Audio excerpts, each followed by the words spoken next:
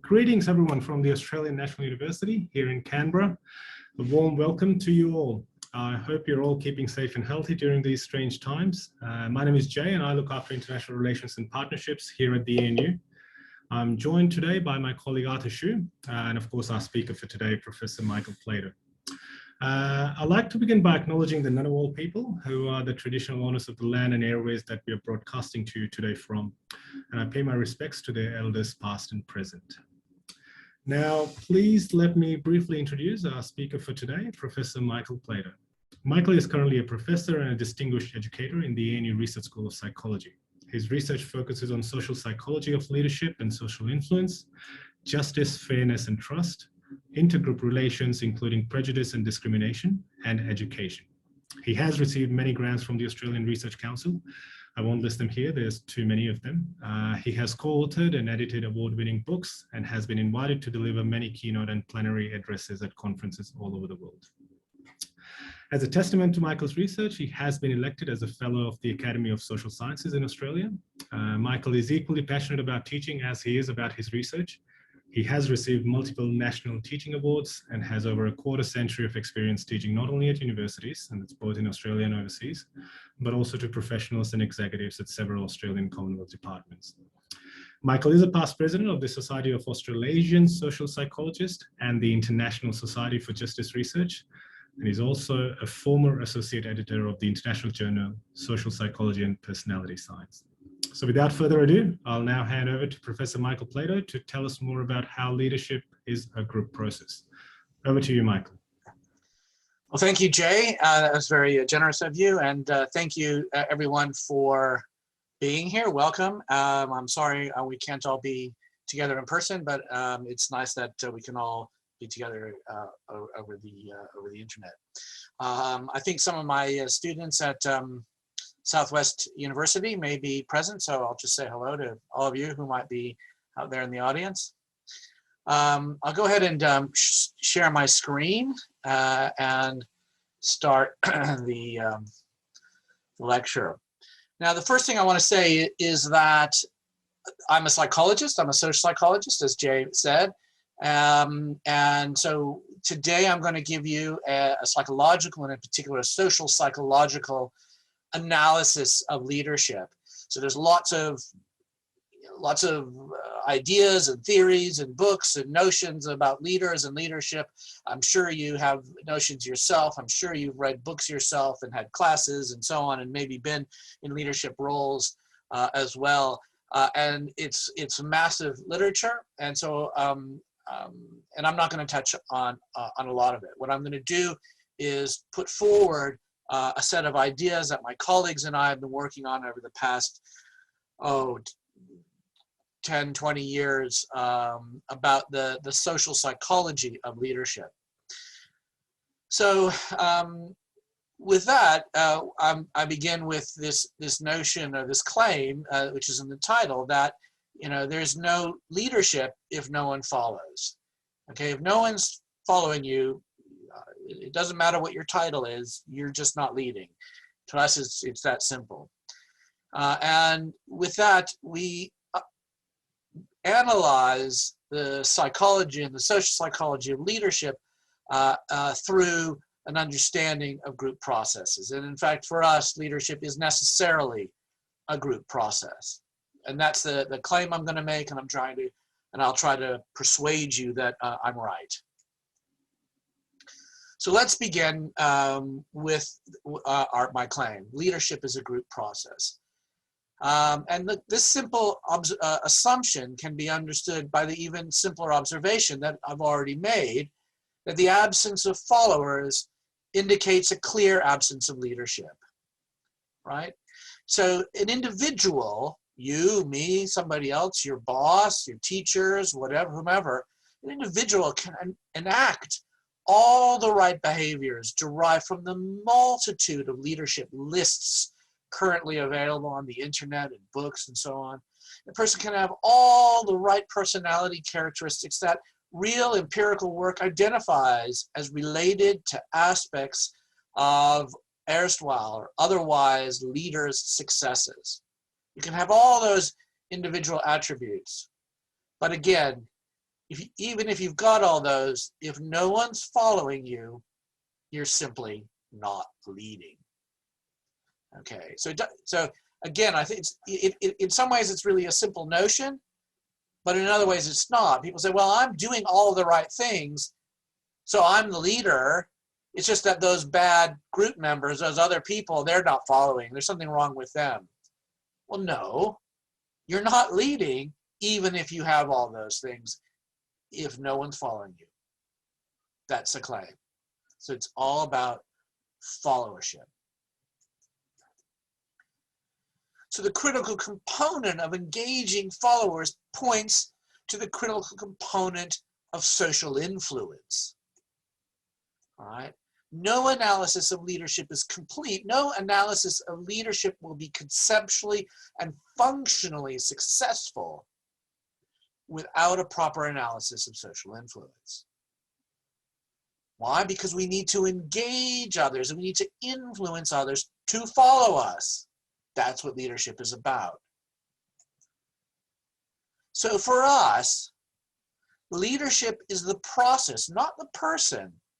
It's a process of influencing others in a manner that enhances their contribution to the realization of group goals. So it's influencing others. It's okay, but not just, you can influence people badly. You can influence them and they could just be pushing against you and sabotaging the group. Well, that's not really what we're talking about in leadership either. Okay, well, it's influencing others in a manner that enhances their contribution to the realization of group goals. But notice it's not about the person. You might have the title of CEO or boss or something like that, or manager. It's not about that. It's not about your personality characteristics. It's not about the behaviors you enact from the lists that are out there. It's a process. That's what leadership is. So that at the heart of our analysis are groups, influence, and processes, not individuals or roles. It's not about your role. You can have the role of chief executive officer, as president, and if no one's following you, you're just not leading. Vice versa, you could just be one of the many people in the group without a formal title, but you're influential. People listen to you, people follow you, then you're leading. Okay, even without the title. Groups, influence, and processes. Now, I want to pause a minute and clarify what I mean by groups. It may seem simple. You may like, well, you know, Michael, we don't need you to clarify that. We know what a group is. We know what a group of people is. But actually, I'm going to be talking about groups in a very particular kind of way. So our analysis is psychological in nature, so that our focus is on what I'm going to call psychological groups. Now, researchers, practitioners, lay people, you all can recognize and identify what I'm going to call both sociological groups and psychological groups. So what do I mean? A key feature underlying sociological groups is that the parameters defining them can be identified, observed, and measured by independent observers, regardless of whether the supposed group members see themselves as group members. So this is like a group that exists out there. It's something we can point to. That's what I mean by the independent observer. You can say, oh, look, I can see there's a group there. It has attributes, features, okay? Maybe its members are interdependent with each other. They're mutually dependent upon each other. Maybe there's an organizational structure. There are roles. Maybe there are norms that I can point to. Maybe there are consensually agreed upon inclusionary criteria, such as those based on sex, race, or ethnicity, that we all agree, well, that person is in this group. That's a sociological group. And the key interesting feature of this is that the members of those groups may say, no, I'm not in that group. I don't think I'm in that group. I don't identify with it. It's not important to me. It's not just important to me. I don't think I'm in it.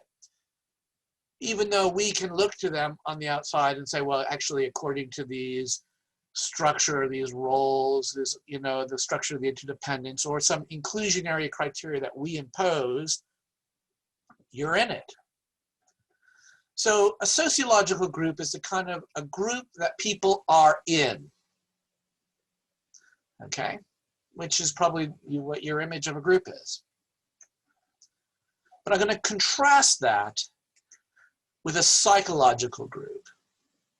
And psychological group memberships represent the subjective, self-definitional inclusion of oneself in some collective, regardless of what others think or other independent definitional inclusionary criteria.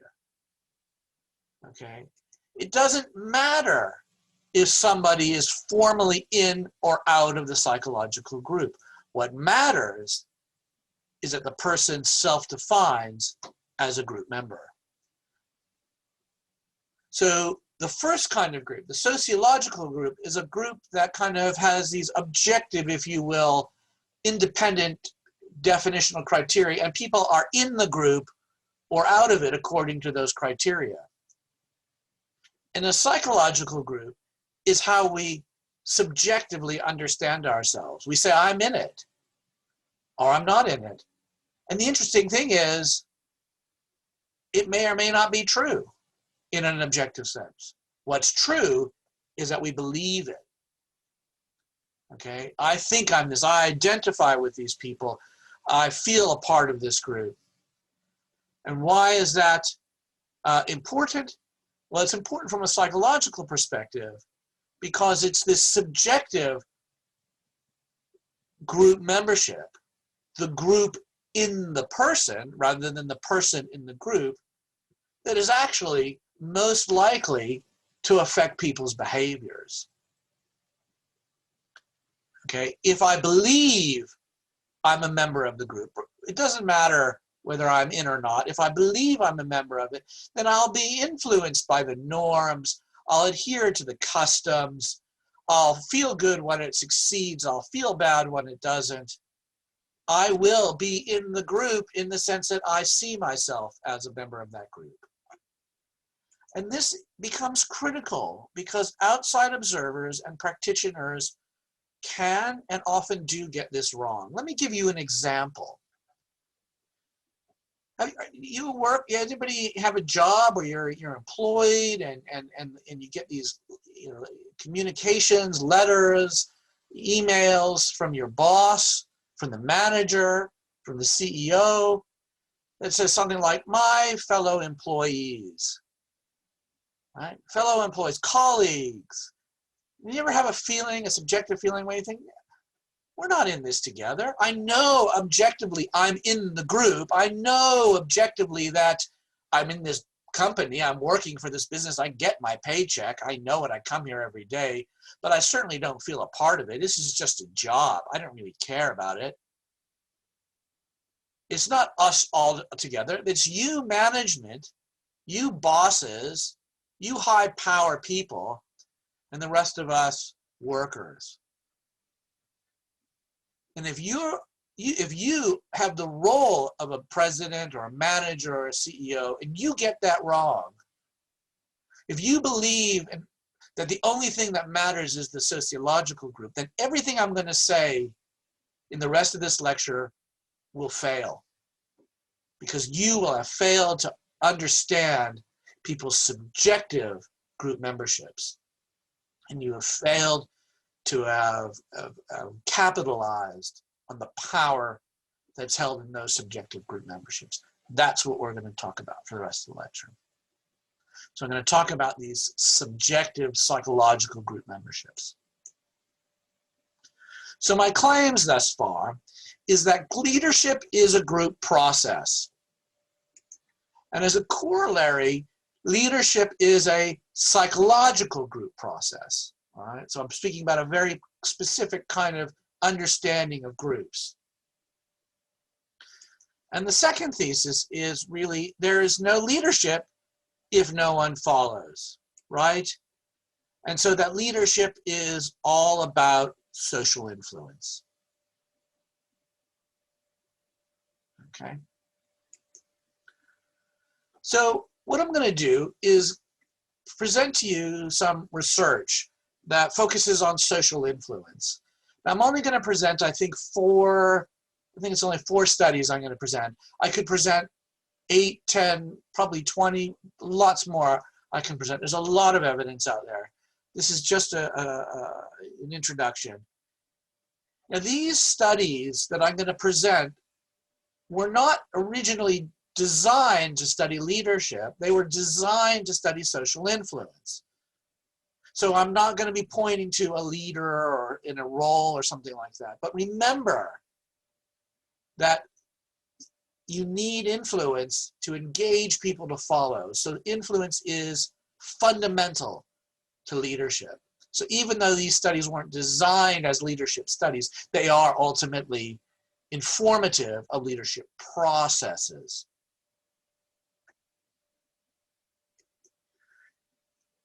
So I'm going to talk about interpretations of reality. Often leaders tell us what's real or what's not. I'm going to talk about overt behavior, engaging people to behave in a particular way, contributing to the collective welfare, and minority influence. And often leaders are minority, might be one person, might be just 2 people. It's not everybody. So is there minority influence? So I'm going to go over 4 studies. Hopefully these won't be too difficult, and hopefully they'll be a bit engaging and interesting to you.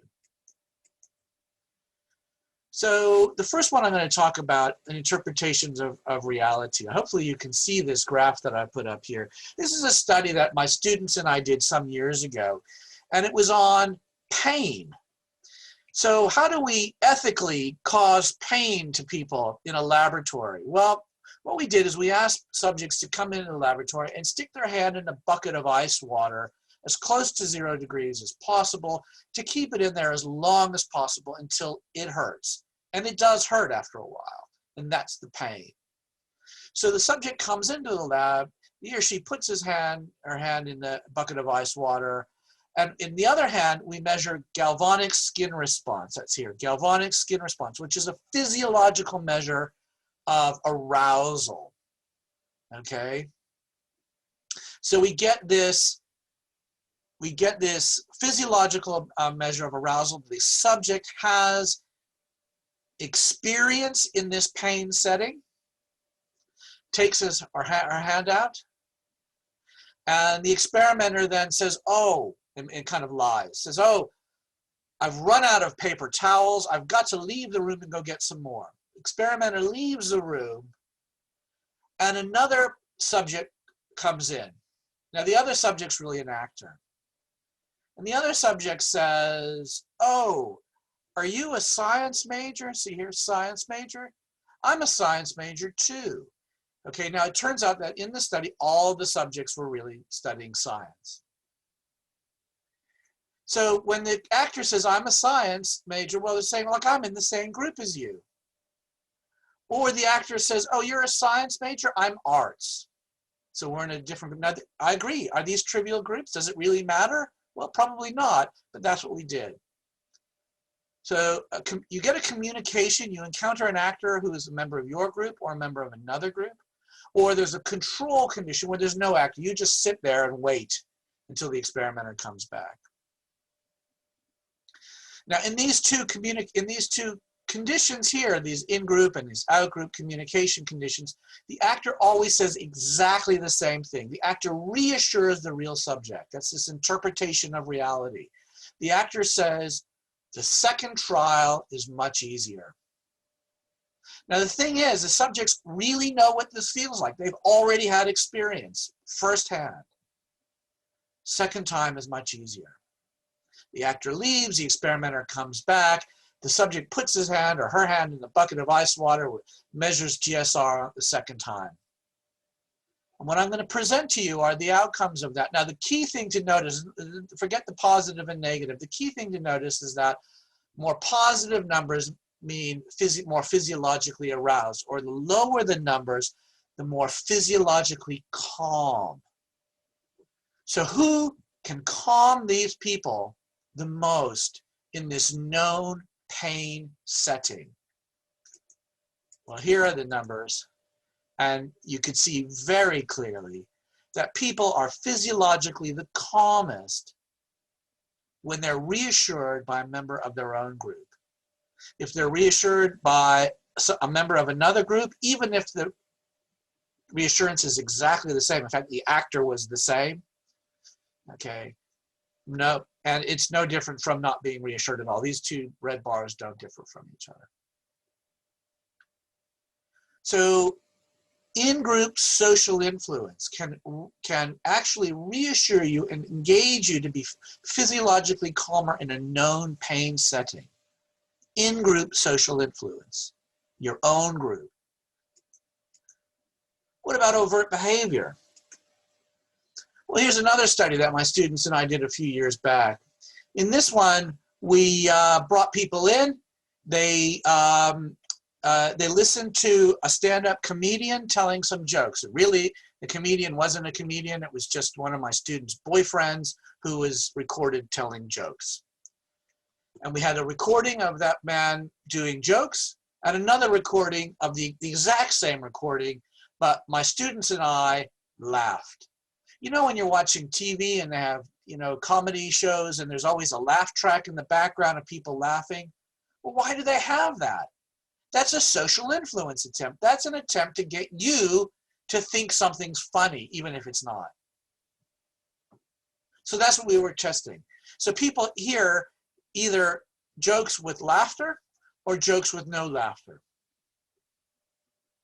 And we tell the subjects, look, this comedian was telling these jokes to other members of your same university, okay? So people like you, an in-group member, or this person was telling jokes to a political party that we knew that our subjects didn't identify with, and we asked them that. So it's not us, it's an out-group. And then we simply counted up the amount of smiling and laughing that the subjects did, their actual behavior.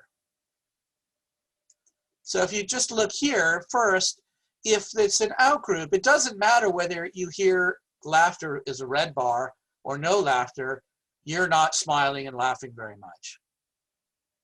Interesting, because some theories say, oh, hearing other humans laugh is biologically, based, we will laugh too. Not true, not the case. Okay, that's this red bar. What about your in-group? If no one is laughing, well, you're still not laughing, but if people are laughing, you're laughing too and you're smiling. They're telling you this is funny. This is humorous. So we can affect your laughter by in-group social influence. We can affect your physiological arousal in a pain setting by in-group social influence. What about contributing to the collective welfare? Well, here's a third study that my students and I did some years ago. In this one, we went to Australian rules football games. These are just a sporting event, and we were in Melbourne at the time, and we stood outside the stadium and we collected money for the Salvation Army, for a charity. And then we wore a bib that said Salvation Army, and we held a cup that said Salvation Army. People knew where the money was going, and we gave all the money to the Salvation Army, in fact. The only issue is that my students wore a scarf with the colors of one of the two teams playing that day. Or they wore a gray neutral scarf. And we simply counted up the number of people who put money in who were also identified with the same team or the opposing team that day. So will more fans give money to a collector who supports the same team? Even though the money's not going to the team, you're not supporting the team, you're supporting a third party charity. So here is the percent of team identified fans donating, and I'll just put the numbers up, and you can see, right, okay, yes, you know, it's still lower than, you know, 50%. It's not a lot, but more or less we can almost double the amount of the percent of people donating to this charity from what this charity often normally does. This would be this neutral. They would maybe wear a gray scarf, something that was independent of the teams. And yet we can almost double that here. In-group, social influence, contributing to the collective welfare, contributing to charity. Interesting, this little jump right here. We weren't expecting that.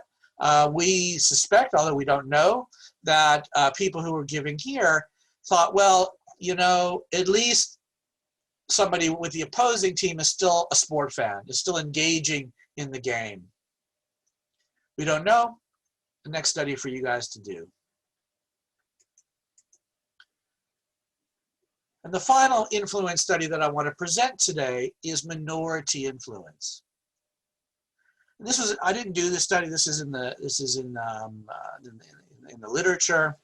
But basically, the participants listened to an argument that was a pro-environmental argument, which was, you know, an in-group argument for the subjects. The subjects were pre-tested and they had pro-environmental change attitudes, or they listened to somebody who supported the logging industry, kind of a pro-timber industry. So that would be an out-group persuader. And there was just a minority view presented, one person, or there was several people who gave the same argument or similar arguments. And this is, see this degree of influence toward or away from the targets, that says attitude, spelled wrong, sorry about that. So bigger, more positive numbers mean you move toward, you're persuaded. Negative numbers mean you move away. Well, first of all, you're moving away from the out-group influencing agent, and you're moving toward the in-group influencing agent. That's the first clear piece of evidence. The second clear piece of evidence is that the blue bars are always bigger than the red bars, which means that we are more influenced by majorities than minorities. But the critical thing is we're still influenced by minorities. And that's often what the leader is, right? Is a minority. It's just one person or two people in those positions. So there is in-group minority influence. So we are influenced by psychological in-group members, not out-group members. And separate further studies show that this influence is not mere conformity. People are not just blindly following. We can have evidence that people are actually thinking about the content of communications. Okay, it's not just sheep-like behavior. And this influence is strongest among in-group members who best capture, represent who and what we are. If somehow you can embody us in some way through your attitude, through your behavior, through your dress, then you will be even more influential. And these are what we call prototypical in-group members. Okay, prototypical. If you capture the essence of who we are, at least in this context, you will be the most influential. So what are some of my further claims today? Social influence is a psychological in-group process. And the more in-group like someone is, the more influence that person will have. So that leadership emerges from prototypical in-group members. Now that is interesting because there are a lot of analyses of leadership that suggest that in order for you to be a good leader, somehow you have to be different. You have to be special. You have to have characteristics and attributes that those followers don't have. I'm saying something different. I'm saying the exact opposite. I'm saying that for you to be influential, people have to see you as one of us and as embodying who we are. So that leaders are one of us, not different or separate from us. Okay. I'm going to check the time here, make sure I'm going okay. I think I'm going a bit okay. What are some other common leadership attributes? Well, leaders are often considered to be trustworthy. But research shows that people place their faith in and trust more fellow in-group members than out-group members. So that trust is actually an outcome of shared psychological group membership. Leaders are often considered to be charismatic.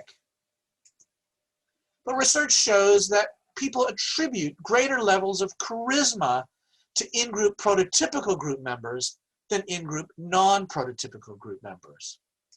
So that charisma, too, is an outcome of shared psychological group membership. And leaders are often considered to be fair. But research shows that in-group leaders who violate normative rules of fairness by favoring us over them are seen as relatively fair. So perceived fairness is an outcome of shared psychological group membership.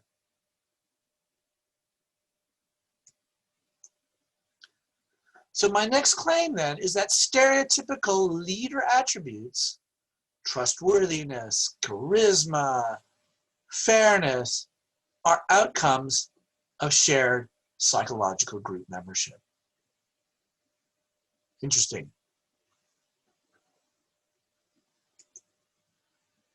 Now, of course, leadership is more than just being, okay? It's doing, or doing it for us, right? You can't just be, you have to act.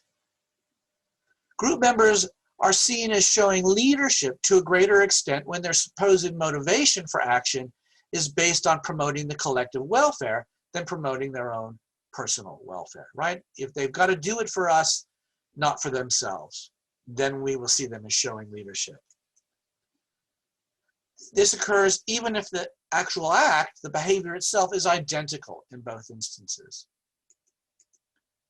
So for example, in another study that I did, this was done in New Zealand some years ago. We described a CEO of a local regional health authority as distributing time on a kidney dialysis machine, on a single kidney dialysis machine, between two equally needy people. They were either two in-group members, two lifelong New Zealanders, or one lifelong New Zealander and a recent immigrant to New Zealand. Now, an immigrant's an in-group member too. That person's coming to us. But it wasn't here, that person wasn't here her whole life. So, who do you support? Okay, here's an endorsement on a 7-point scale. Here's a within group, 2 lifelong New Zealanders, and here's the intergroup, a lifelong New Zealander and a recent immigrant. And the CEO distributes the time equally or gives more time to one person or the other. And if it's in an intergroup situation, the CEO gives more time to the lifelong New Zealander. Well, if it's within groups, we say distribute the time equally.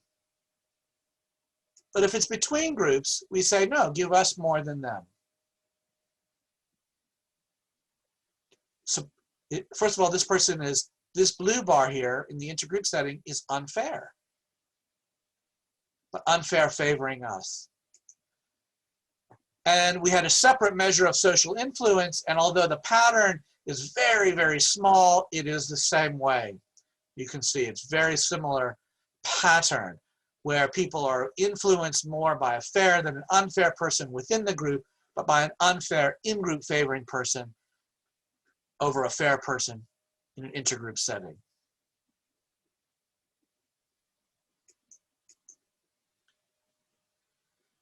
So Now, the thing is, psychological groups do not come ready-made, right?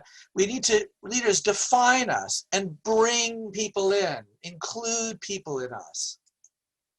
So leadership is much about defining and creating the psychological groups as it is about simply being a group member and acting as a champion for us. It's a typo there. So who is this cheerleader? I don't know if anybody recognizes this, but this cheerleader ultimately became this American cowboy who was, at the time this picture was taken, the President of the United States. This is George W. Bush. He started his life earlier on as a cheerleader and became a president. But notice the change from this cheerleader to this cowboy sitting behind the wheel of the pickup truck, right? He was making himself like us. How about this revolutionary? Anybody know who this revolutionary? This revolutionary became this peasant leader, Yasser Arafat. Okay, you could see what they're doing. Each of these leaders are dressing and making himself more prototypical. I'm one of you. Okay, I'm one of you. I'm dressing like the people I'm seeking to lead. Now, it's not just about wrapping yourself in the flag or wearing a certain hat. Here's a former Prime Minister of Australia wearing an Australian cricket hat, and frankly, I think he looks a bit silly there. I don't think it was a particularly successful attempt. And here is an Australian politician who's literally wrapped herself in the Australian flag, and although she has a bit of a following, not the majority of Australians. So it's not just about what you wear, although it can help. What I want to do is talk about how leaders construct the meaning of us. And what I want to do is set it in the context of Scottish pushes for national independence from the United Kingdom. And I'm going to put 4 quotes up here by Scottish leaders. But each one of these has a different political agenda, but each one of them constructs an image of who we Scots are. So one Scot who is a member of the Scottish National Party, this is the party that's pushing for national Scottish independence. This person says, the Scottish attitude to our institutions is fundamentally different from that in England. In England, there was a complete contrast when it was all the self, the individual. It's just the Scottish way, but we have a sense of community. We have a sense of community. They are self-interested, and we are fundamentally different from them. You can see what this person is doing. He's constructing an image of us. What does it mean to be Scottish? And of course, this person who is seeking separation from England is saying we're different. Here's a member of the Labour Party, also a Scot. This person constructs an image of the Scots as well. The English would tend to be far more inclined toward free enterprise and capitalism. The Scots are far more at ease with the idea of public sector or state interference. The Scottish tradition is far more egalitarian. Again, this person is constructing a sense of who we are and separating us from the them. They're capitalist, we're okay with egalitarianism and state interference. Now, as we become more conservative in the political parties, we have yet another Scot from the Liberal Democrat Party. This sort of breast-beating self-belief, which goes far beyond self-confidence to arrogance, and I don't think that's part of the Scottish character.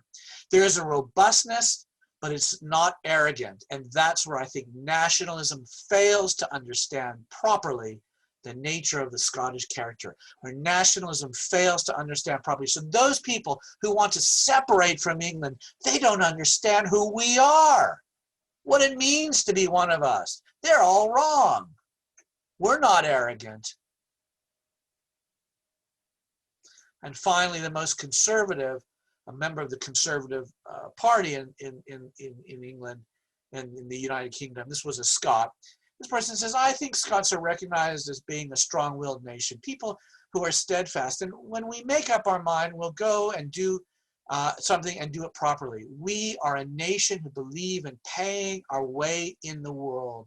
How different is that from the collectivistic separation of Scots from England, from the England? This person is saying we will pay our way in the world. We are aligned with England.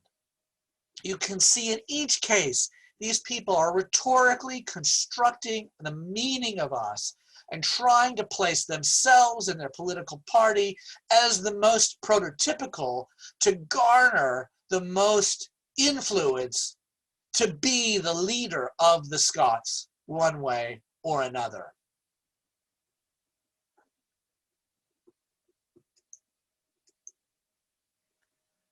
But constructing us is more than just rhetoric. Ultimately, people need to self-identify as a member of the psychological group. And there is a substantive body of evidence gained through laboratory studies to large-scale surveys in context of courtrooms and families, organizations, and broader communities that confirms that a clear and direct and simple way of leading people to have a sense of identification with a psychological in-group is by treating them with respect. Just treat people with respect and you will bring them into the group.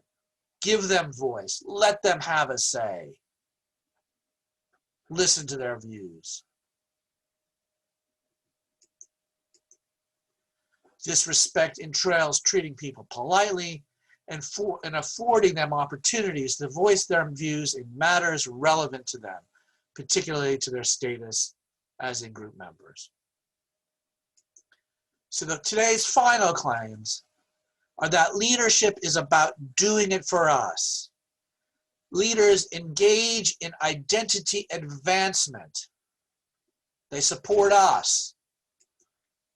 And leadership is about defining and creating psychological groups. Leaders are entrepreneurs, but they're entrepreneurs of identity. All right, now I've got some slides on practice. I'm going to skip these. I'm just going to skip over them. We can come back if there are questions about, we've developed an inventory to measure these things. We can come back if there are questions. I just want to end up and answer questions. So what is the summary then of today's lecture? Leadership is a psychological group process. There's no leadership if no one follows.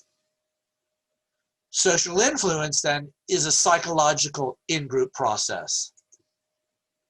The stereotypical leader attributes are the outcomes of shared psychological group membership.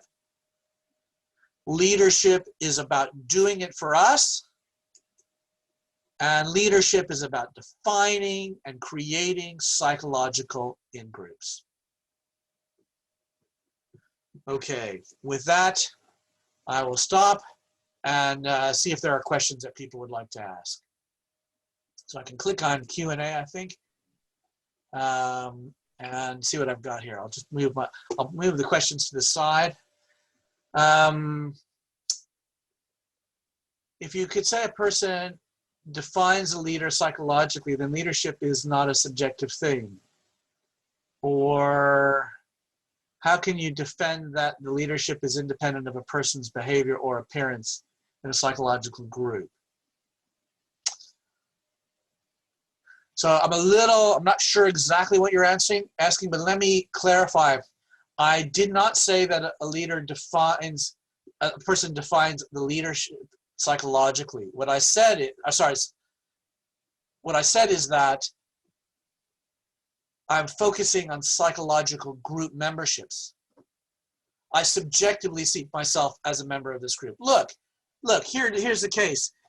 During World War II, when the Nazis came to the houses of Jews and took them away to the concentration camps and slaughtered them, Many of those people said, I'm not Jewish.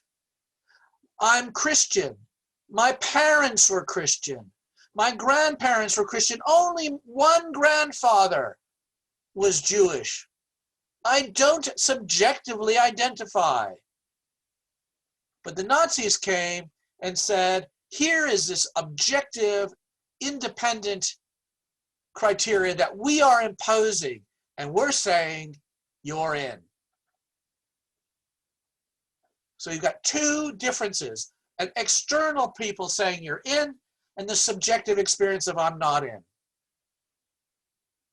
What I'm focusing on is the subjective experience. Yes, reality comes into place. You or boss could say you are a member of this sociological group of this company, and guess what? I'm going to fire you, and you have nothing, and you will experience that. But just because you are a member of that company doesn't mean you see that boss as an in-group member. You might say there's those management and us workers. It's not all of us on the same team. There's management and workers, and we're separate. And so I'm not going to follow management. And if you're management and you fail to realize that, you fail to realize that people see you as an out-group member, even if you are in the same company, then I predict you're going to fail as a leader because people won't follow you. You need to understand how they subjectively identify with groups. Okay, I hope that answers. How is the amount of smiling and laughing measured quantitatively? Good question. I forgot to say that. But the subjects in the canned laughter study were seated in front of a two-way mirror, and my students were on the other side, blind to experimental condition. They just saw somebody and they coded how many smiles, how many times did they laugh. And there were two coders who worked independently, and we double checked. So there was an objective measure. Can you explain more about prototypical group members? Absolutely, it's a really good question. I made a lot of it.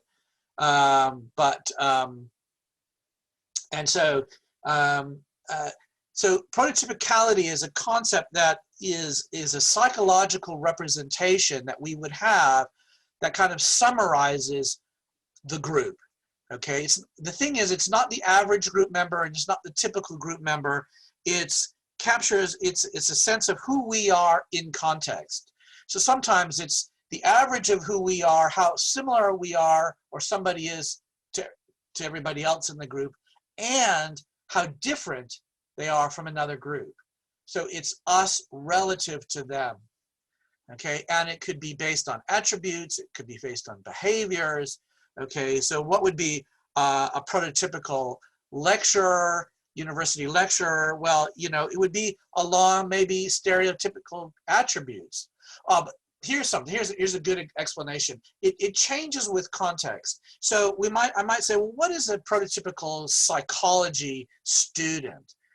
Well, if I'm saying, well, the context is psychology students and physics students, you might say, well, the prototypical psychology student is one who has good people skills and can engage with people and can think about how human behaviors, people enact things and those kinds of things. But if I say, tell me what a prototypical psychology student is compared in the context of art history students or anthropology students, you might say, well, psychology students are very scientific. That's the thing, we adhere to the scientific method. So in some ways it is like a stereotype, but it's very dynamic and context dependent. It's the attributes of us in context. Hello, do you think introverts can be effective leaders? To 100% yes. Why? Because it's not about the attributes that you have. That's what I said, right? If you are leading a group of introverts who value that attribute, then you will have that prototypical characteristic. Absolutely, 100%. Don't Steve Jobs and Elon Musk are portrayed as they are genius rather than being a common man, but still are considered a great leader? Isn't it counterintuitive? Well, the first thing is I don't know that they're seen as great leaders. Well, there's a couple of things. First, I don't know that they're seen as great leaders. Okay, that's the first thing. But let's say that they are seen as great leaders.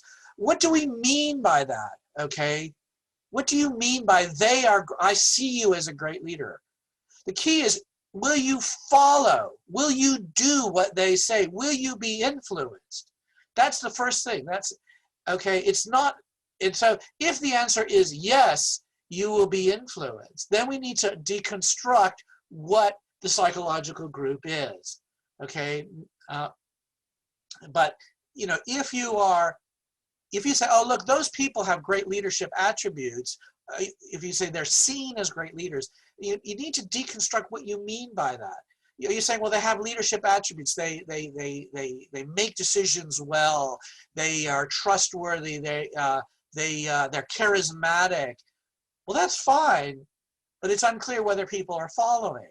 And if people do follow, then you need to say, what is the collective that they're identifying? And so, Jobs was constructed Apple, in a context. He was an entrepreneur of identity.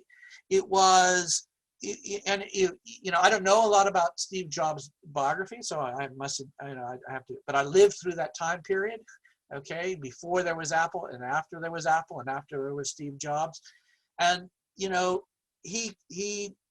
before there was Steve Jobs, computers, and before there was Apple, computers were for geeks. They were for computer nerds, for people who were mathematical. And he constructed this as being for the common person. He really pushed that. It is one of us. And he constructed himself. I mean, look at the way he dressed. I mean, he had the blue jeans on. Look at Silicon Valley. They're not wearing suits and ties. They're not separating themselves from the average person. They are one of us. So I think that that's what it is. Elon Musk, he was on TV or on the radio, I read, smoking marijuana in one of the United States where it was legal. Hey, look, I'm just like everybody else. So I'm not persuaded. What should be done if no one follows a leader? Well, wait a minute. If no one follows, then there's no leader. So pay attention to the question. If you mean what should be done if no one follows the person who has the role of president or CEO, well, what should be done is that person needs to go and find out. What are the groups these people identify with? What's important? Why are they not following me? I've done everything in the book that says I should be doing this. I'm smart. I make good decisions. Maybe you do, but no one's following me. Well, maybe they see you as management. Maybe they see you as the elite. Maybe they see you as the decision maker. Yes, you can get people to do your bidding by threatening them, by promising them pay raises, but you don't have to come to a lecture like this for that. You know that. We know that. But that's not leadership. That's just purchasing. That's just shopping. That's just buying followers. Okay? If you have to resort to paying people more or threatening to fire them, then I would say there's failed leadership, even if they're doing your bidding. What you need to do is identify what the groups are that are important to these people. And lo and behold, it may be the case that what's important to them is not important to you. And yes, you do have a role problem. Particularly if you're middle management, if you were hired to be a middle manager and to get people to follow and be part of the group that the high management wants and they're not doing it, you've got a challenge. But pay attention. If you are a middle manager, you will be rewarded not so much for leading, but for following. Why? Because the people above you want you to do their bidding. And if you follow well, you'll be rewarded. So they don't really care if you pay people or threaten people or actually lead. They just want you to do their bidding for you. So middle management, particularly, are not leaders often. They're followers. That's how you get rewarded. Would the previous president, Barack Obama, be a good example of a good leader, even as a minority is able to influence? Yeah, I would. He was actually very good. On the one hand, he was very good. And if you look at his speeches, and people have, he had speeches that were very inclusive. We are doing this. We Americans, we. In fact, he said, he had a fantastic quote. He said, "We Americans, out of many, one." Now that resonates. If you're an American, and I am an American, that resonates really well. Why? Because e pluribus unum is the Latin "out of many, one" that appears, is not just building a sense of us and being united. It appears on our money. E pluribus unum is on our money because it means out of many states, one nation. Okay, but he was brilliant at that. Having said that, there were a lot of Americans who did not like him. So yes, in many ways he was a great leader. He got many people to follow, but he also got a lot of people not to follow. And those are the people who ultimately voted for Donald Trump. It's a challenge. It's very hard. You gave us examples that supported your definition of leadership and group identity. Saw any interesting exceptions to your studies? Have we seen any interesting exceptions to our not really case studies, they're experiments. I'm honestly thinking.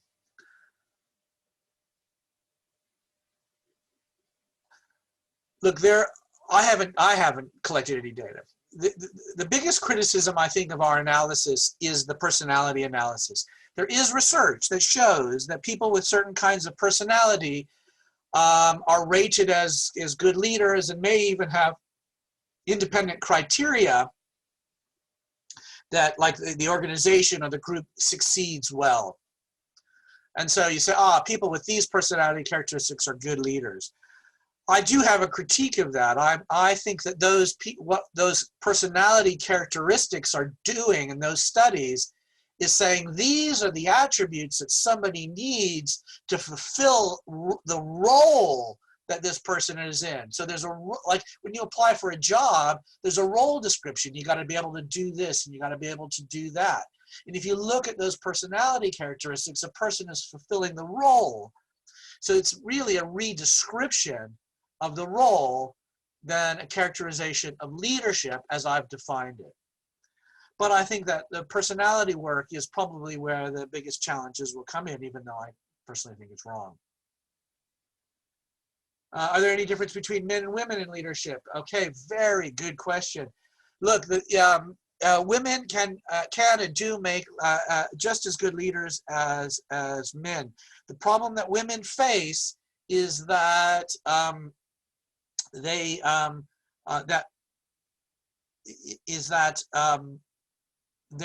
not. There's research that shows that women are often rise to leadership positions, roles, at a time when an organization is about to falter. It's called the glass cliff, and there's a lot of research on that. So it's kind of like right when the organization's about to do badly, oh yeah, we'll put a woman in charge. And then of course the organization falters and then you blame the woman. So women are often finally make it to leadership positions, leadership roles at a precarious time, okay? The other thing is, but women can and do lead well. The problem is this entrepreneur of identity.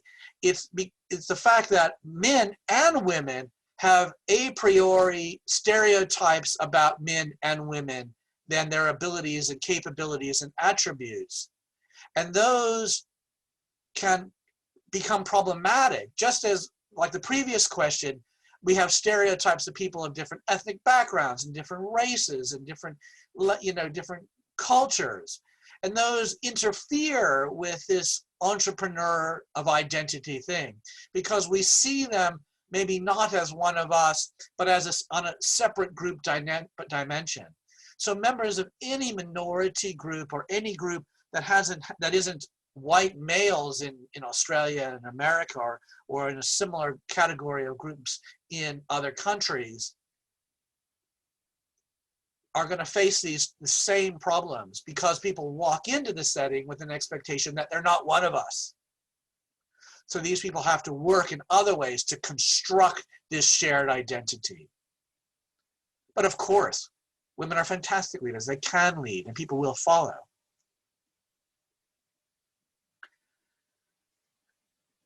As a leader, how can you bring people into the in-group or more into the us who create a negative environment in the group? So I'm not really sure what you're saying, because it sounds like you're saying, how can you bring people into the in-group or more into us who... Oh, I mean, if I'm trying to, if I'm the leader and you are somebody who is problematic, you kind of rebel against us and push us away, how can I bring you in? Ooh, that is a challenge. I don't know. First of all, I don't know the answer to that fully. I don't know any research on that. But but I can tell you that the thing I ended on respect is extremely important. Okay, I need to listen to you. Why are you pushing against us? Let me hear your opinion. Let me treat you with respect. Let me trust you. Let me be polite to you. There is independent evidence that if I'm polite to you, if I trust you, if I'm fair to you, if I give you voice, all of those things will make you feel a part of this group. So you'll hinder your pushing back, is my prediction. Okay, but I've got to engage with you. I cannot just, if I push you back, you're going to say, yeah, I knew I wasn't in your group. So you've got to work with these people. But you've also got to think about, in giving them voice, you've got to say, maybe they're pushing back for a good reason. Maybe you in the leadership position, in the leadership role, are actually not good. Maybe you're not fair. Maybe you're not nice. Maybe you keep threatening to fire people. And they're pushing back. And they're pushing back for good reason. Maybe they're pushing back because they need to have a revolution and get you out of there. So we need to understand these relations in context. What would you say about the leadership of theory in relation to cults? I'd say the same thing. A cult is a psychological and a sociological group, and these people construct a meaning of us. They're entrepreneurs of identity. They get people to identify with those groups, and then they construct reality, as I talked about that in the pain study. They're constructing images of reality. They insulate us. They're doing it for us, or they lead people to at least believe that they're doing it for us. It's very much the same process. What would be the strategy of managing a lab since students and staff are different groups of people? That's a really good question. It's the same as managing an organization. You need to understand, any organization, any nation is made up of diverse groups. So the first thing is probably to acknowledge that structurally, institutionally, that, there are power inequities, okay? But you need to work with students. You need to give them voice, treat them with respect, be polite to them, trust them to do things on their own. If you micromanage them, if you constantly say, you're a student, I'm the professor, so I'm going to make the decisions and you just do what I say. Well, of course, they're going to say, well, I'm the student and you're the professor. We're not a part of the same group. But if we say, hey, I haven't made up my mind yet what we're going to do here. What way do you think we should go? What are your ideas about research directions? How should we do this? Is there some contribution you can make? I trust you to go out and do this yourself. You're going to pull people in, and they're going to engage in pro-social behaviors and work for the group. And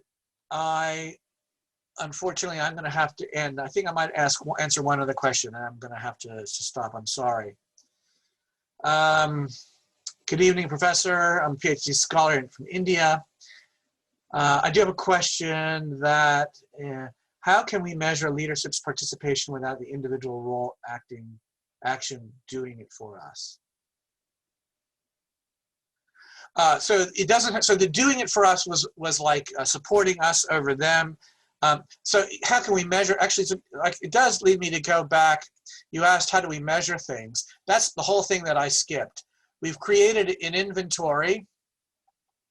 Okay, the identity leadership inventory, and it's for measuring potential followers' understandings of target group leaders. It doesn't measure context-independent qualities.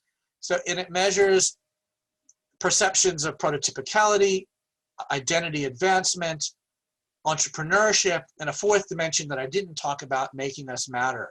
So, for example, you know, the leader embodies, these are questions that the group members answer. Leader embodies what the group stand for, what is representative of group members. Leader is a model member, exemplifies what it means to be a member.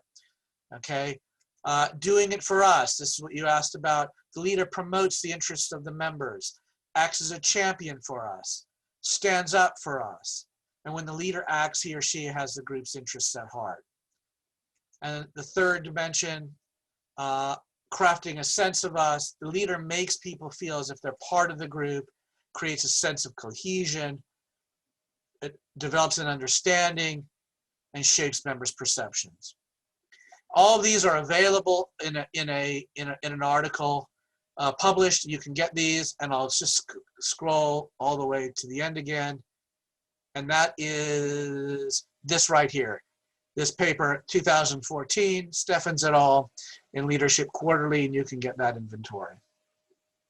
Okay, look, I'm gonna have to call it a night for me. I don't know what time it is for you, but thank you so much. Thanks for the fantastic questions. Thanks for staying this long. I really appreciate it. And I'll stop sharing. Oops, I'll stop sharing and pass on to Jay. Fantastic. Thank you very much, Michael. Just on behalf of everyone, thank you once again. That was a fascinating talk.